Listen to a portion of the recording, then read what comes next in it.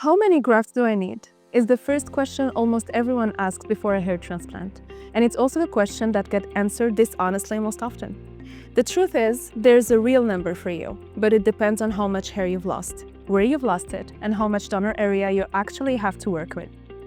In this video, we'll walk through the real ranges for each stage of hair loss, explain the difference between grafts and hair that confuse almost everyone, and be honest about the one limit nobody can get around.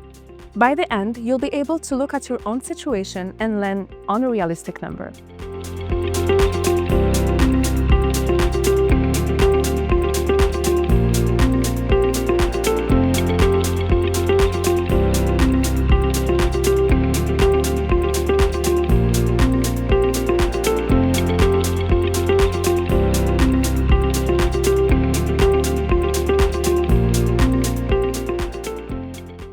Most people need somewhere between 1,500 and 5,000 grafts, depending on how advanced their hair loss is. A receding hairline alone might take 1,500 to 2,500, while restoring an entire balding scalp can require 5,000 to 6,000 or more. The number comes down to the surface area you're covering and the density you want there. A small defined zone, like a hairline, needs 5 fewer grafts than a large open area like the crown plus the mid-scalp. Anyone who gives you an exact figure without seeing your scalp is guessing. The honest version of this answer is always a range until someone actually examines your donor area and recipient area.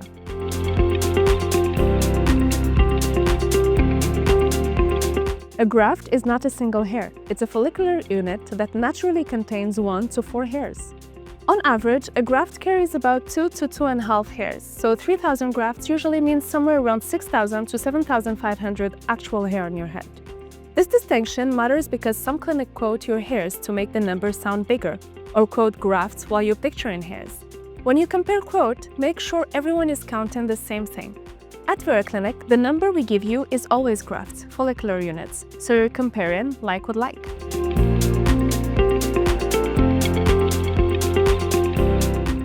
The Norwood scale is the standard system doctors use to classify male pattern baldness, and each stage points to a rough graft range. It runs from Norwood 2, a slightly receding hairline, all the way to Norwood 7, where only a band of hair is left around the sides and back. In the early stages, the numbers stay modest. A little hairline recession, Norwood 2 or 3, usually falls somewhere between 1,000 and 2,500 grafts. Once the crown starts to go and you're into Norwood 4, you're typically looking at 2,500 to 3,500. From there, it climbs within the surface area. Norwood 5 tends to land around 3,000 to 4,500 grafts. By Norwood 6, where the hairline and crown are merging into one open area, most people need 4,000 to 6,000. And in Norwood 7, the most extensive loss, you're often past 5,000, sometimes 7,000 or more, which usually means staging the work across more than one session. One honest caveat: these are starting points, not promises. 2 people at the same Norwood stage can need very different numbers, depending on their hair thickness, their natural density, and how much contrast there is between their hair and skin color.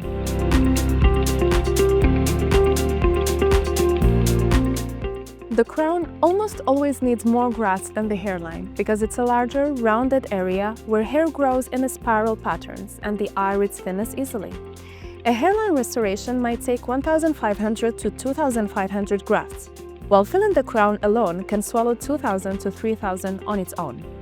This is why the crown is often treated carefully or staged. It's a hungry area, and spending your whole donor supply chasing crown density can leave you short for the front, which is the part that frames your face and matters more for how natural you look. A good plan prioritizes the hairline and frontal zone first.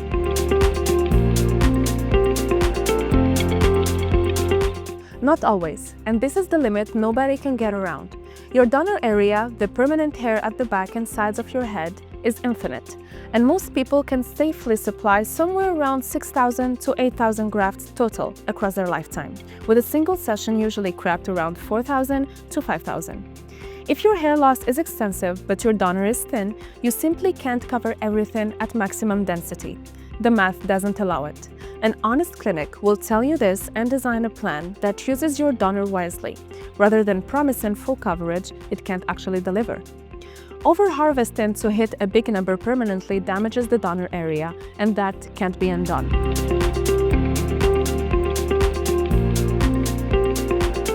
Because a bigger number sounds like better value, but in hair transplantation, it's often a red flag, not a bargain. Promising 6,000 or 7,000 grafts in a single session can mean over-harvesting the donor area, which thins the back of your head and risks poor growth from grafts that were extracted too aggressively. Quality matters more than quantity here. A realistic graft count placed by an experienced team will look far better than an inflated number that exhausts your donor and grows poorly. With 13 years of work and more than 40,000 patients, our approach at Vera Clinic is to give you the number your scalp actually supports, and to stage treatment when that protects your long-term result.